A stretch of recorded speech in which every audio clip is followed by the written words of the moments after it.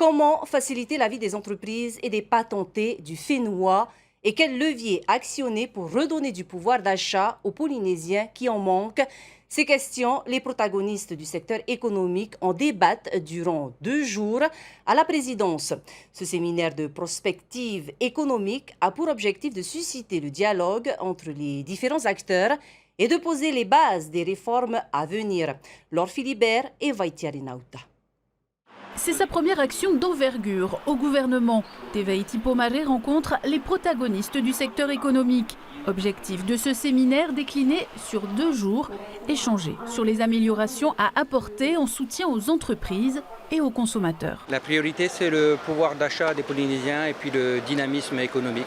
L'idée, c'est de travailler ensemble, échanger et puis, si on peut, avoir l'adhésion des entreprises sur les mesures qui seront retenues plus tard. Si l'inflation ralentit, les prix, eux, continuent à augmenter et la tendance n'est pas encore à la baisse. Les prix ne baissent pas, mais c'est le rythme de progression qui ralentit. Ce qu'on observe actuellement, c'est une hausse de l'emploi. Donc la masse salariale distribuée augmente. Donc le pouvoir d'achat global, au sens du revenu global des ménages, augmente. Pour autant, le pouvoir d'achat individuel, lui, diminue. En moyenne, par salarié, le pouvoir d'achat diminue parce que les prix augmentent plus vite que les salaires. C'est sous forme d'ateliers que se déroulent les échanges. Celui sur le pouvoir d'achat est particulièrement scruté.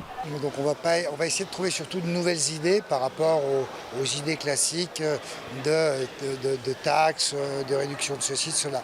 On parle de pouvoir d'achat et ce qui est intéressant dans le débat ce matin, c'est peut-être de l'orienter sur quel pouvoir d'achat et qui. Donc le pouvoir d'achat des plus démunis, c'est celui-là qu'on vise. Donc rétrécir le focus pouvoir d'achat sur ceux qui en ont réellement besoin et sur la base de ce dont ont besoin les gens par rapport à la pyramide de Maslow, ça serait l'hébergement et la nourriture. Il faut donner le temps au temps parfois et on verra à l'issue des 100 jours quelles seront les nouvelles mesures. Je trouve que les acteurs économiques sont rassurés sur la façon, en tout cas sur la gouvernance pour l'instant du gouvernement, qui prend le dialogue et là l'exemple est là. Faciliter le recrutement est l'une des pistes à explorer. Cet échange entre administration et secteur privé est fructueuse. C'est un vrai bonheur en fait de rencontrer le monde économique puisque là on n'a pas besoin de faire d'études marketing, on a le client, l'usager qui est en face de nous et qui nous dit ce qui ne va pas et comment on peut régler les défauts en fait. On vient s'alimenter en fait de toutes ces idées, de toutes ces solutions.